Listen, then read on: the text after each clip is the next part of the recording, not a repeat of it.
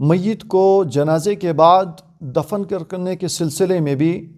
ہمارے درمیان بہت ساری چیزیں ایسی پائی جاتی ہیں جو کہ سنت سے، اللہ کے نبی نبینا علیہ الصلاۃ والتسلیم کی سیرت سے، آپ کے طریقے سے، احادیث سے وہ چیزیں ثابت نہیں ہیں۔ ان چیزوں کو میں ذرا نشاندہی کرتے ہوئے سنت طریقہ میں عرض کرتا ہوں کہ اللہ کے نبی نبینا علیہ الصلاۃ والتسلیم نے جو حکم دیا ہے کہ انسان جب دنیا سے چلا جائے، رخصت ہو جائے اور اس کی تجہیز ہو، اس کا کفن دفن ہو جائے، تو کفن ہونے کے بعد اور جنازہ ہو جانے کے بعد اس کو جب قبر کی طرف لے جائیں تو قبر میں دفن کرنے کے جو احکام ہیں، اللہ کے رسول نبینا علیہ الصلاۃ والتسلیم نے جو حکم دیا ہے کہ ارشاد فرمایا حدیث پاک میں کہ اللحد لنا والشق لغیرنا، کہ ہمارے لیے یعنی امت مسلمہ کے لیے، مسلمانوں کے لیے جو قبر کا طریقہ ہے وہ لحد کا طریقہ ہے، اور غیروں کے لیے وہ شق کا طریقہ ہے۔ شق کہتے ہیں صندوقچی کو، سیدھا نیچے کے لیے صندوق جس طرح سے ہوتا ہے اسی طرح سے سیدھی قبر بنائی جائے، اور لحد کہتے ہیں کہ قبر کھودی جائے اور اس کے بعد قبلے کی جانب اس میں سے نیچے سے کھودا جائے جس میں کہ میت کو رکھا جائے۔ لیکن جہاں پر زمین نرم ہو، اگر اس میں لحد بنایا جائے تو زمین بیٹھ جائے گی، قبر بیٹھ جائے گی، ایسی صورت میں گنجائش ہے کہ سیدھی صندوقچی کی قبر بنا کر اس میں بھی دفن کرنے کی اجازت ہے۔ اب قبر کتنی ہو، حدیث پاک میں اللہ کے نبی نبینا علیہ الصلاۃ والتسلیم نے حکم دیا، چنانچہ غزوہ احد کے موقع پر جو صحابہ کرام شہید ہوئے تو صحابہ کرام نے عرض کیا کہ رسول اللہ، ہم زخمی ہیں، ہم ہر انسان کے لیے قبر کھود نہیں سکتے۔ اللہ کے رسول علیہ الصلاۃ والتسلیم نے حکم دیا کہ پیروں کی جانب، سر کی جانب قبر کو کشادہ بناؤ اور گہری قبر کھودو، نہ تو بہت زیادہ گہری ہو نہ بالکل اوپر ہی ہو، اس لیے حکم ہے کہ انسان کے نصف قدم تک یا سینے تک اس کی قبر بنائی جائے، وہ چاہے مرد ہو یا عورت ہو، دونوں کے لیے یہی حکم ہے۔ اگر لحد نہیں نکلتی تو صندوقچی قبر ہو۔ اس کے بعد میت کو جنازہ ہونے کے بعد میت کو قبلے کی جانب رکھا جائے، اور قبلے کی جانب رکھنے کے بعد جو اس کو اتارنے والے، اس کے اتارنے والے گھر کے قریبی لوگ ہیں، وہ اس کو قبلے کی جانب رخ کھڑے ہو جائیں گے اور اس طرح سے پکڑ کر وہ نیچے اس کو قبر میں اتاریں گے۔ یہ بات ذہن نشین رہے کہ مرد کو تو کوئی بھی اتار سکتا ہے، لیکن بہتر یہ ہے کہ اس کے قریبی لوگ اتاریں۔ لیکن عورت کے لیے یہ بات ملحوظ رہے کہ عورت کا قبر میں اتارتے وقت اولاً تو اس کے اوپر سے پردہ کیا جائے، اور دوسری بات یہ کہ پردہ کرنے کے بعد اس کو وہی افراد اتاریں گے جو اس کے محرم ہوں، جس کے ساتھ اس عورت کا نکاح درست نہیں تھا، اس کا بیٹا ہے، اس کا بھائی ہے، اس کا باپ ہے، یا اس کی اولاد میں سے اس کا لڑکا ہے، یہ تمام کے تمام لوگ اس کے محرم ہیں جن کے ساتھ اس کا نکاح درست نہیں تھا، وہ لوگ اس عورت کو وہاں پر قبر میں اتاریں گے۔ یا پھر اگر یہ میسر نہیں ہے تو پھر کوئی نیک صالح انسان اس عورت کی قبر کو، میت کو قبر میں اتارے گا۔ اور یہ بات ذہن نشین رکھیں کہ جب پردہ کیا گیا تو عام طور سے دیکھا گیا کہ پردہ کرنے کے بعد بہت سارے لوگ اس پردے کے نیچے سے سر گھسا کر اور سر ڈال کر دیکھتے رہتے ہیں، یہ درست نہیں ہے۔ اور اس سے پہلے ایک خرابی ہوتی ہے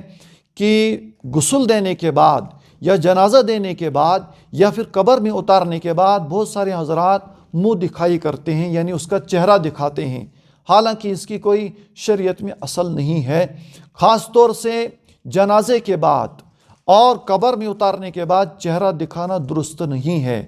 اور اس میں بھی ایک خرابی ہوتی ہے کہ عام طور سے عورتوں کا یا مردوں کی میت جب ہوتی ہے تو اس میں چہرہ دیکھنے والے یہ نہیں دیکھتے ہیں کہ آیا یہ ہمارا محرم ہے یا غیر محرم ہے۔ مرد کا بھی چہرہ تمام عورتیں دیکھتی ہیں اور عورتوں کے بھی چہرہ تمام مرد حضرات دیکھتے ہیں، یہ شرعاً درست نہیں، ناجائز ہے۔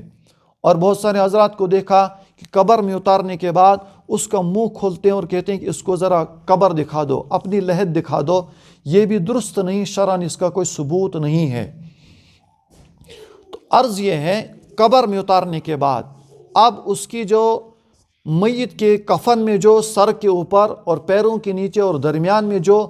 گانٹھ لگائی تھی اور دھاگا باندھا گیا تھا، اس کو کپڑے کو کھول دیں گے اور اس کو دائیں کروٹ پر لٹا دیں گے۔ وہ چاہے مرد ہو یا عورت ہو، دونوں کے دونوں کو دائیں کروٹ پر لٹائیں گے۔ کسی کو نیچے کی جانب، جس طرح سے عام طور سے مشہور ہے، اس کو نیچے کی جانب کریں گے، یہ درست نہیں ہے۔ بلکہ دونوں کے دونوں بالکل دائیں کروٹ پر ہوں گے اور قبلہ رخ کر دیں گے ان کو دائیں کروٹ پر، اور اس کے بعد اس کے اوپر یا تو کچی اینٹیں لگا دیں گے یا پھر بانس کے ڈنڈے لگا دیں گے، یا اگر ضرورت ہو کہ زمین کچی ہے یا پھر بانس کے لکڑیاں نہیں ملتی ہیں، تو ایسی صورت میں تختہ لگانے کی اجازت ہے۔ اور اگر تختہ بھی میسر نہیں، جیسے آج کل کے حالات ہیں، ایسی صورت میں سیمنٹ کا بنا ہوا یا پتھر کا بنا ہوا جو بھی چیز ہے جس سے ڈھک جائے وہ ڈال سکتے ہیں۔ اس کے بعد دفن کرنے کے بعد اور یہ لکڑی لگانے کے بعد یا پتھر لگانے کے بعد یا بانس کی لکڑی لگانے کے بعد اس کے بعد اس پر سر کی جانب سے مٹی ڈالنا شروع کریں گے، اور ہر انسان 3 مٹھی ڈالے گا، اور قبر میں رکھتے وقت میت کو اس وقت جو حدیث سے ثابت ہے بسم اللہ علی سنت رسول اللہ، اور ایک روایت میں کہ بسم اللہ علی ملت رسول اللہ، یہ میت کو رکھتے ہوئے پڑھیں گے۔ اور جس وقت مٹی ڈالیں گے اس وقت پہلے مٹی ڈالتے ہوئے منہا خلقناکم، اور پھر ومنہا نعیدکم ومنہا نخرجکم تارۃ اخری، یہ پڑھیں گے، سر کی جانب سے مٹی ڈالیں گے۔ اور اس میں مستحب اور مسنون یہ ہے کہ جتنی مٹی قبر میں سے نکلی ہے اتنی ہی مٹی اس پر ڈالی جائے گی۔ اس کے بعد سر کی جانب مٹی ڈالنے کے بعد پوری مٹی اس پر ڈال دی جائے گی۔ اور اس میں مسنون اور مستحب یہ ہے کہ قبر کو کم از کم 1 بالشت اونچا کریں، 1 بالشت سے زیادہ اونچا کرنے کی اجازت نہیں ہے۔ اسی طرح سے قبر کو مربع یعنی چکور بنانے کی اجازت نہیں، بلکہ قبر کو گول انداز میں کوہان کی طرح بنانے کا حکم ہے۔ 1 بالشت سے بھی زیادہ نہ ہو، پکی قبر بنانا بھی درست نہیں۔ اور اس طرح سے جو آج کل کا ماحول چل رہا ہے، اوپر سے پھر اس کو مرمت کی جاتی ہے، سیمنٹ کیا جاتا ہے یا نیم پلیٹ لگائی جاتی ہے اور اس کو کندہ کرایا جاتا ہے، نام لکھا جاتا ہے، تاریخ لکھی جاتی ہے، اس کا شریعت سے کوئی ثبوت نہیں ہے۔ بلکہ قبر کوہان کی طرح ہو، 1 بالشت ہو، اس پر کوئی تعمیر نہ کی جائے، دفن کرنے کے بعد اس پر پانی چھڑک دینا مسنون اور مستحب ہے۔ نیز اللہ کے رسول علیہ الصلاۃ والتسلیم نے حکم دیا کہ جب میت کو دفن کر دیا جائے تو اس کے بعد دفن کرنے کے بعد اس کے قریبی لوگ وہاں پر بیٹھیں، جن لوگوں کو میت کے ساتھ انسیت اور محبت اور تعلق تھا، اور وہ لوگ بیٹھ کر وہاں پر میت کے سر کی جانب سے میت کی قبر کی سر کی جانب سے بیٹھ کر سورہ بقرہ کی شروع کی آیات پڑھیں گے، اور اس کے پیروں کی جانب جا کر سورہ بقرہ کی آخری آیات آمن الرسول بما انزل الیہ من ربہ، یہ آیات پیروں کی جانب سے، اور اس کے بعد جتنا مجموعہ ہوگا وہ تمام کا تمام مجموعہ اس میت کے لیے استغفار اور ثابت قدمی کی دعا کریں گے، جو اللہ کے رسول علیہ نبینا علیہ الصلاۃ والتسلیم سے ثابت اور مروی اور سنت ہے کہ اللہ کے رسول علیہ الصلاۃ والتسلیم دفن کرنے کے بعد صحابہ کرام سے فرماتے تھے کہ اپنے اس بھائی کے لیے استغفار کرو اور اس کی ثابت قدمی کے لیے دعا کرو، اس لیے کہ اس سے اس وقت سوال و جواب ہو رہا ہے۔ اتنی دیر بیٹھیں گے اور اس کے لیے میت کے لیے دعا استغفار کریں گے، اور اس کے بعد اپنے گھروں کو لوٹ جائیں گے۔ اس طرح سے یہ میت کی تدفین کا طریقہ ہے۔ اس کے علاوہ جتنی چیزیں ہیں وہ تمام کی تمام جو ہم کرتے ہیں اور جن کا رواج آج ہمارے دور میں چل رہا ہے اور جو ہمارے رسم و رواج میں داخل ہے، سنت سے صرف اتنا ہی ثابت ہے۔ اس کے بعد کے جو مراحل ہیں کہ قبر کی زیارت کی جائے، گاہے گاہے وہاں پر جایا جائے تاکہ اس سے ہماری آخرت ہمیں یاد رہے، اور خصوصاً اگر اپنے ماں باپ کی قبر ہے تو اس کی زیارت کی جائے، ان کے لیے ایصال ثواب کیا جائے۔ اب ایصال ثواب کیا ہے؟ ایصال ثواب کے لیے نہ کوئی وقت ہے، نہ کوئی دن ہے، اور نہ ہی کوئی اس طرح سے خاص کوئی مجلس جمانی ہے، بلکہ ایصال ثواب جس وقت انسان کو جو چیز میسر ہو اور جو دل میں آئے اسی وقت انسان جہاں بھی انسان ہو نیت کر لے، وہ نیت کے مطابق اس کو ثواب اس چیز کا پہنچ جاتا ہے۔ جیسے کوئی صدقہ کر لے، کوئی تسبیح پڑھ لے، کوئی استغفار کر لے، کوئی قرآن پاک کی تلاوت کر لے، اس کے لیے خاص طور سے متعین کر کے کوئی دن متعین کرنا، کوئی مجلس جمانا، اور پھر اس مجلس میں کھانے پینے کا نظم کرنا، یہ تمام کی تمام چیزیں جو آج کل ہم حتیٰ کہ کمیٹیاں بنائی گئی ہیں، جس گھر میں میت ہو جائے پھر وہاں پر کمیٹیاں بنتی ہیں اور مختلف قسم کے ہم رسم و رواج میں پڑ جاتے ہیں، یہ تمام کا تمام شریعت سے کوئی چیز ثابت نہیں ہے۔ البتہ غم ہے، اس غم کو دور کرنے کے لیے میت کی اچھائی کو بیان کیا جائے، میت کی برائی کو ذکر نہ کی جائے، اس کے اچھے محاسن کو ذکر کیا جائے، اس کے لیے استغفار کیا جائے، اس کے لیے ثابت قدمی کی دعا کی جائے۔